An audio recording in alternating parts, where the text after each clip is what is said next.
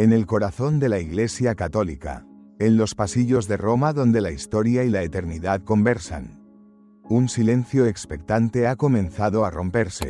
No ha sido con un anuncio estruendoso, ni con un decreto resonante, sino con un gesto discreto, casi silencioso, pero cargado de un significado profundo.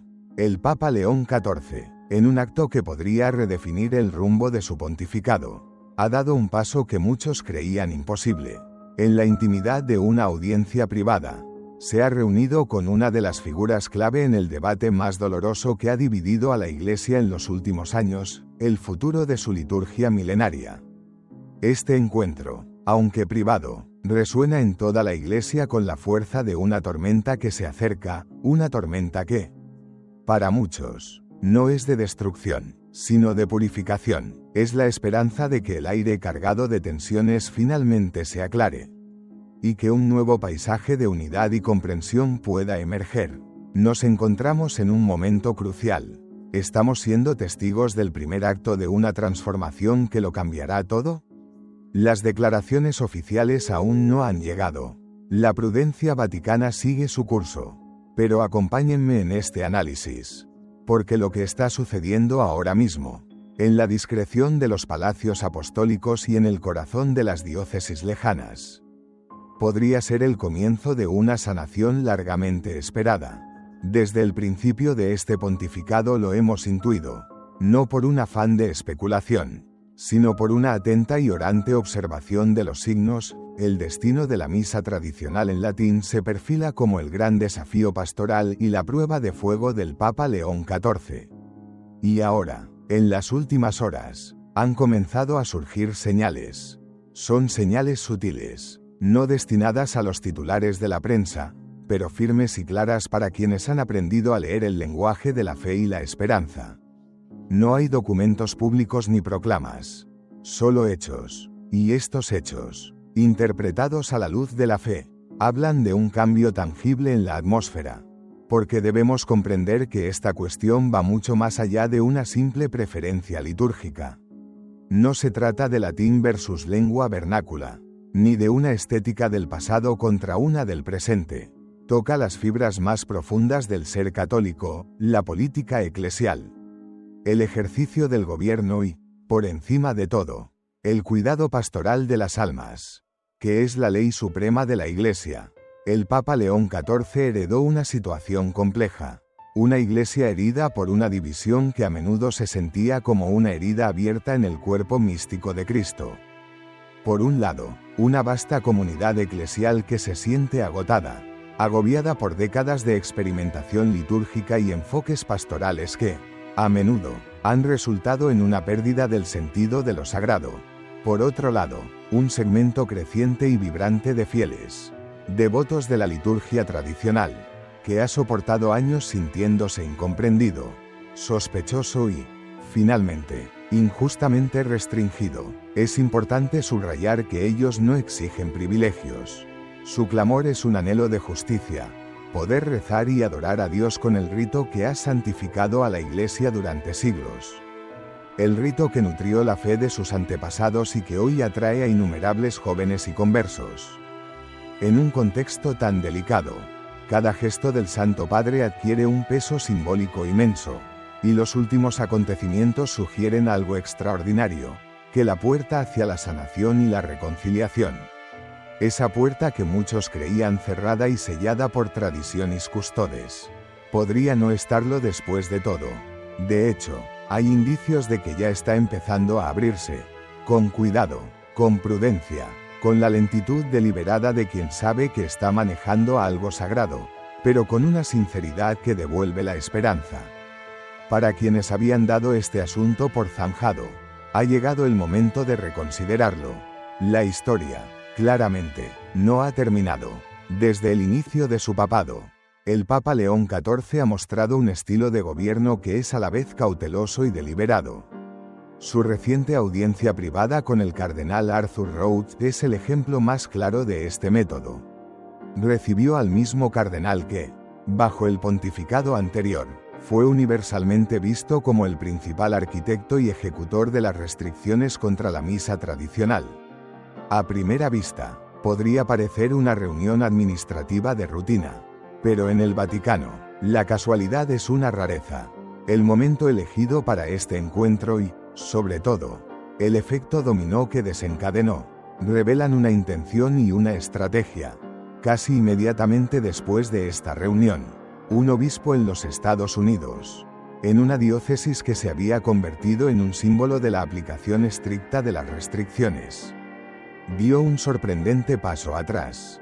Visto en conjunto, esto nos dice que no fue un simple apretón de manos protocolario. Este fue el primer encuentro formal entre el Papa y el Cardenal Rhodes desde la elección pontificia. Y llegó después de meses de un silencio denso que mantenía en vilo a miles de comunidades en todo el mundo. La elección de la persona no es menos significativa. El Cardenal Rhodes no es una figura neutral, él es el símbolo vivo de la postura firme e inflexible de la era anterior. Si el Papa León XIV tuviera la intención de continuar esa misma línea dura, no habría necesitado un encuentro secreto, un respaldo público, una fotografía, una declaración conjunta habrían bastado para confirmar el status quo.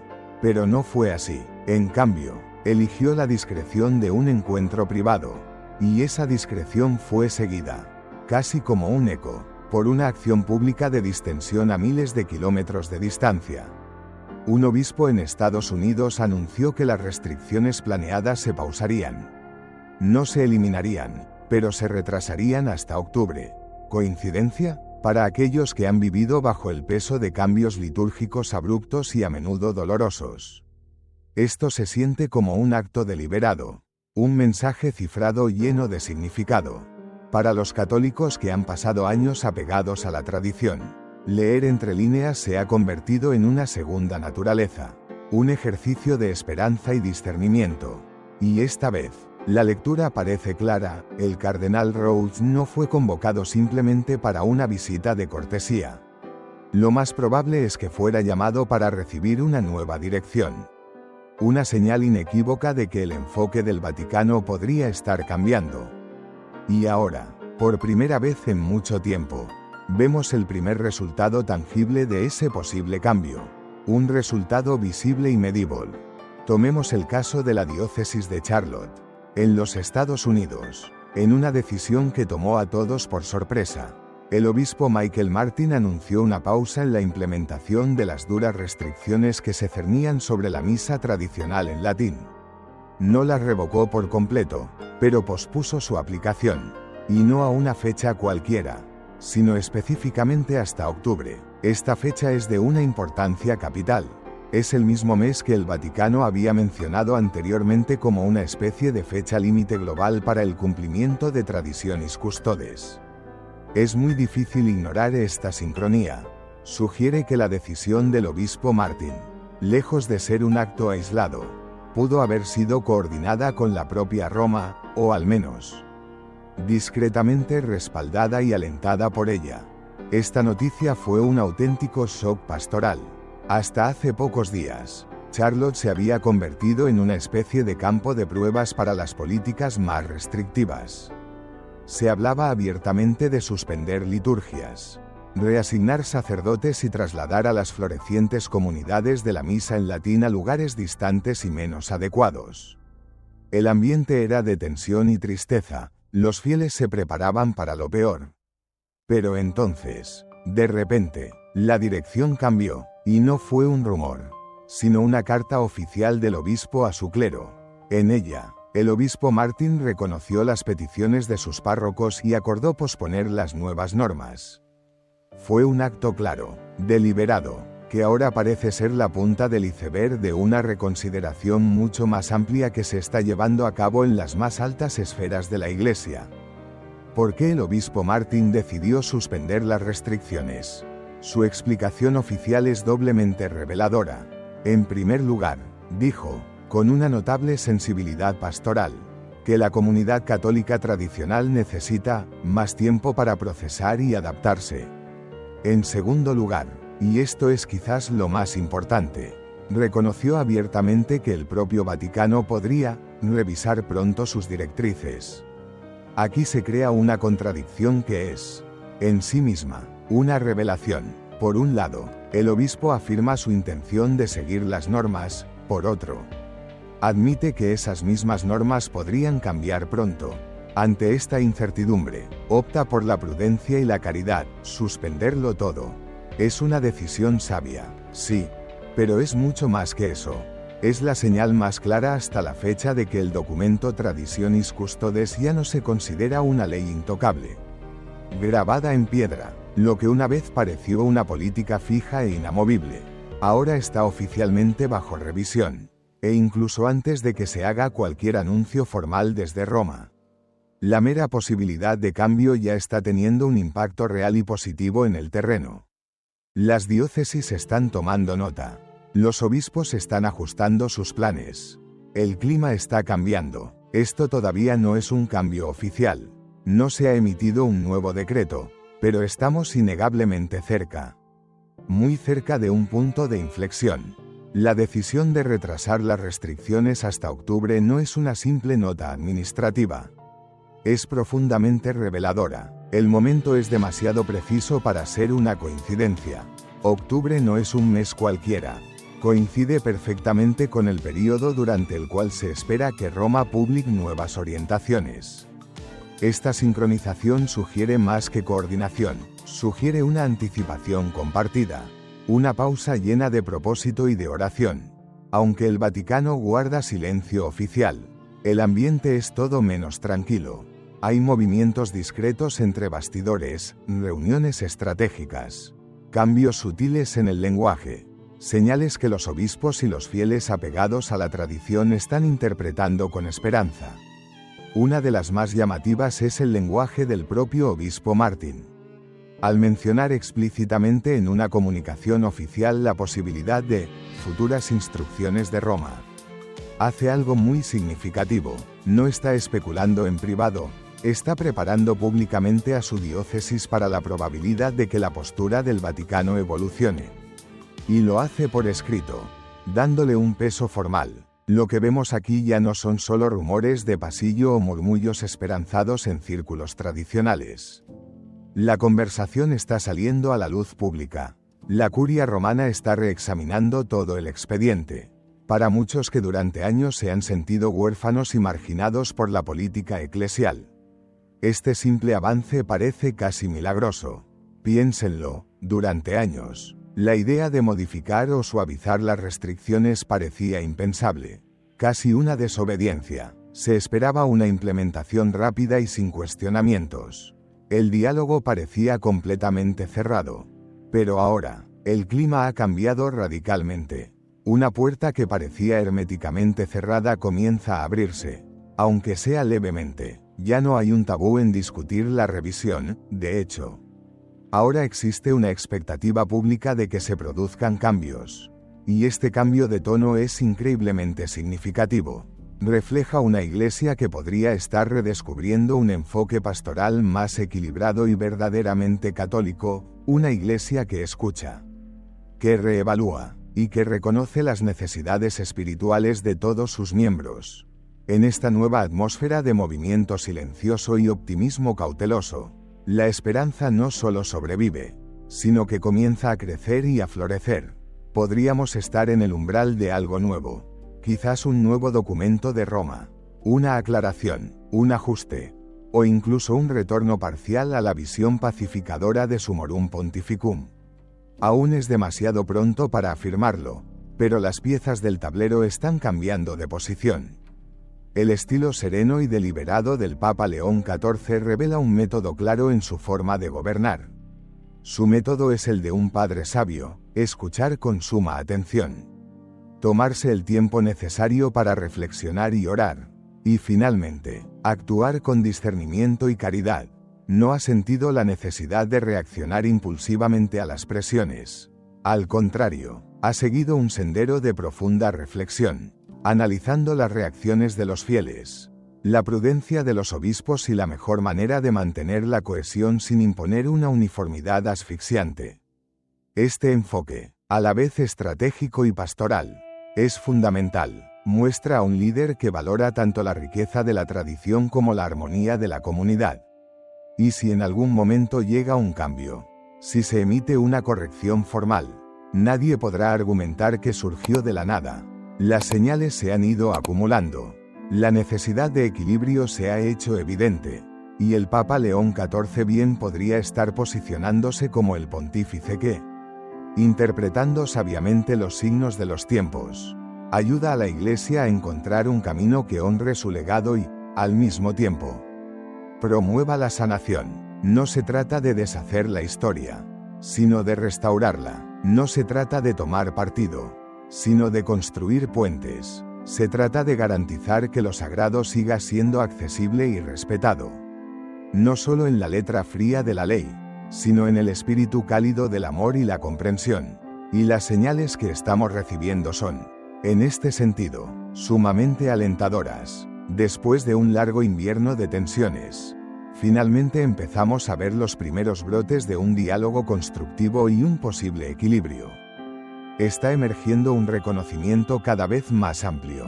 Incluso en los círculos que antes eran más hostiles, la confrontación permanente no es una vía viable. Los creyentes apegados a la liturgia tradicional no son un problema a resolver, ni oponentes a vencer. Son una parte viva y pujante de la Iglesia.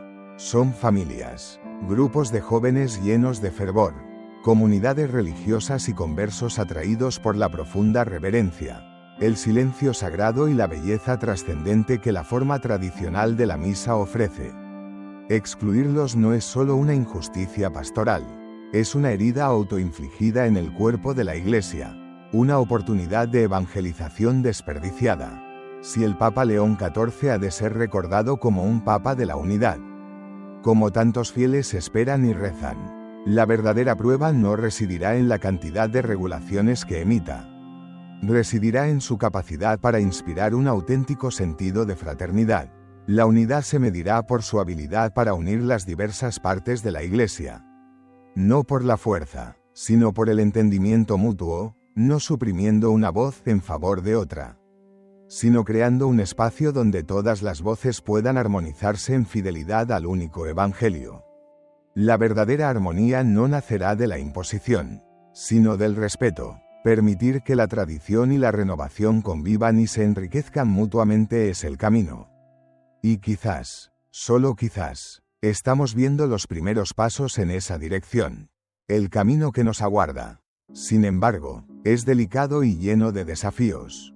La Iglesia se encuentra en una encrucijada crucial, donde las decisiones tomadas a puerta cerrada pueden fortalecer la comunión o intensificar la polarización. No estamos hablando simplemente de normas.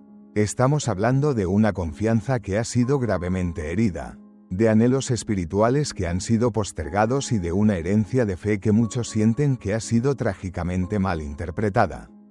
Para innumerables almas, la misa en latín no es nostalgia.